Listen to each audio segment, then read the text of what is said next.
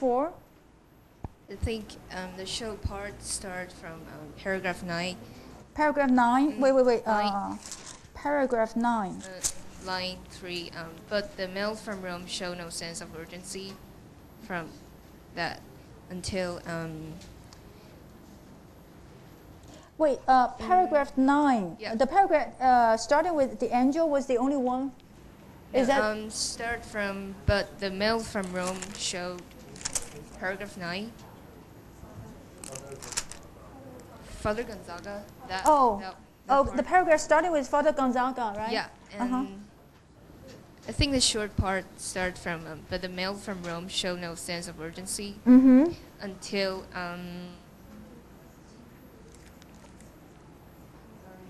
Norwegian with winds. Yeah. And yeah, that's the short part. Okay, this is a telling of the church's responses. Yeah. I think that somehow reflect our society that we're sometimes doing something stupid and dumb, but we don't actually know. Yeah, like they ask because they ask they just waste their time trying to find out if that man had a navel, and it's actually kind of ridiculous. Yeah. Yeah, I think that's all. Okay, and where is the descriptive part? Paragraph 8. Paragraph 8.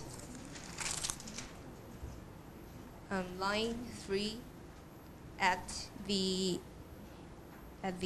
first they tried to make him eat some mothballs. Until where the food prescribed for angels. That tells.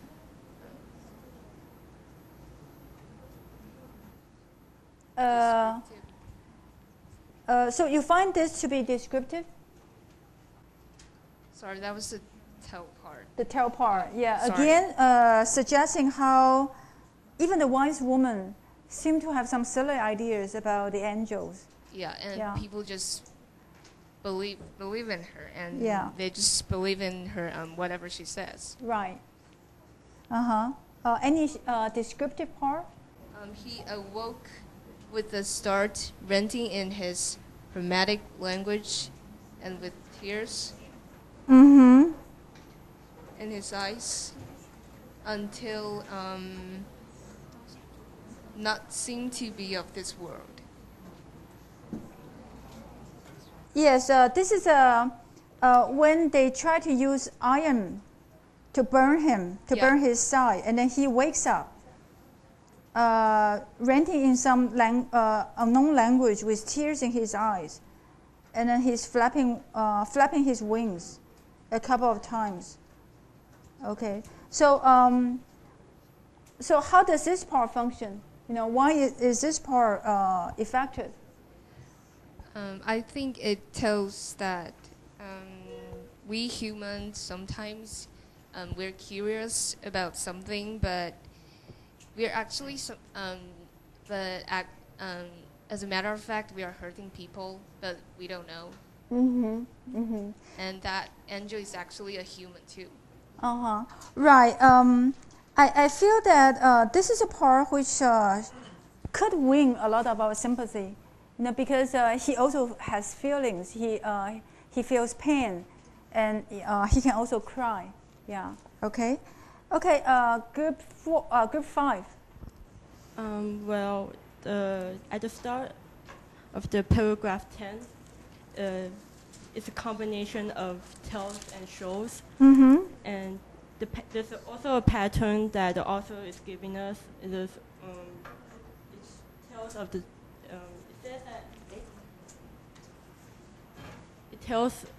Gives a background information and then gives details of it, such as the first few paragraphs is telling of how the Spider Woman came to be, and then she was a frightful tarantula. That part is showing of describing the Spider Woman's appearance. How she has the head of the head of a tarantula and the size of a ram, right? Yeah. That's descriptive. Yeah. And then afterwards is describe telling of how she became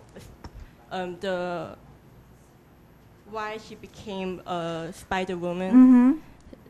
That's while still captivating a child, she sneaked out of her parents' house. That's how she became one. And afterwards, her only nourishment came from the meatballs. That's telling us what she eats. And the other part of the sentence is describing the people giving them the meatballs. But our group think it's ironic because the meatballs is not very much of good food. It's not it's unhealthy. But unhealthy for whom? For humans, right? Yeah. They describe it as a charitable soul. So I think it's ironic. It's like make it fun. Yeah, and. Or maybe we can say that this is like asking the angel to eat a moss ball, and then giving meatballs to this woman.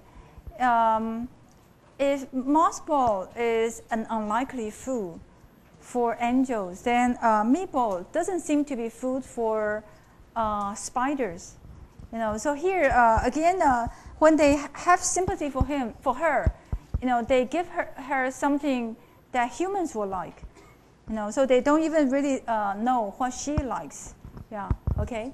And the paragraphs is like shows how the contrast between Spider-Woman and the angel, because after it ruins the Spider-Woman ruins the angel's reputation, and the villagers are more.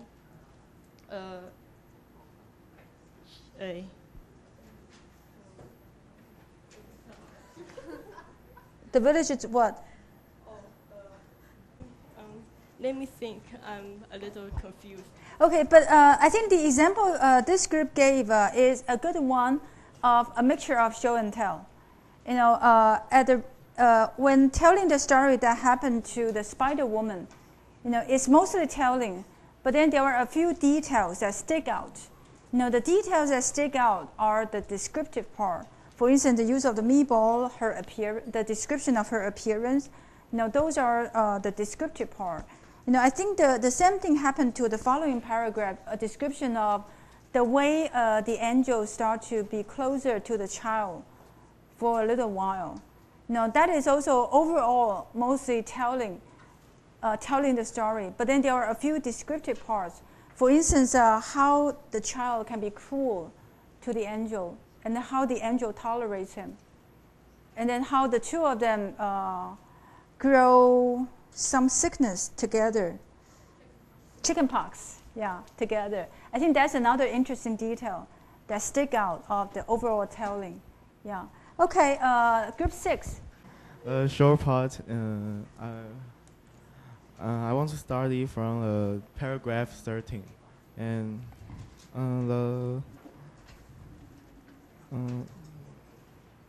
and in the paragraph, you mentioned when the angel flew away and Alexander laid out a sign of relief for herself and for the old man or the angel. And in this part, and Alexander and her husband abandoned the angel in the courtyard for a very long time.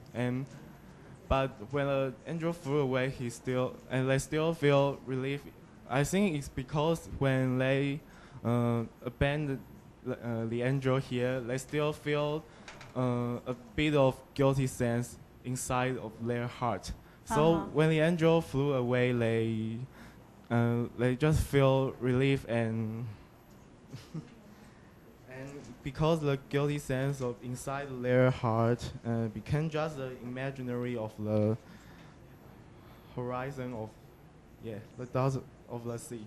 When they start to be sympathetic, when the angel becomes an imaginary dot along the horizon. Okay, yeah, this is very good. I think the descriptive part here, one function it serves is to make Elisenda look a bit more human. Yeah. You know, because overall, maybe the villagers, they look funny, a little bit silly, and frequently very cool. And then sometimes we wonder about the couple. They seem to be cruel too to the angel. But towards the end, we found out that Elisenda still has her human heart. You know, she still hopes the best. When she can, she hopes the best for the angel. Okay, so that's where why she feels relieved, also for the angel. You know, she's glad that he's able to fly away. Yeah. Anything else about the description? Well,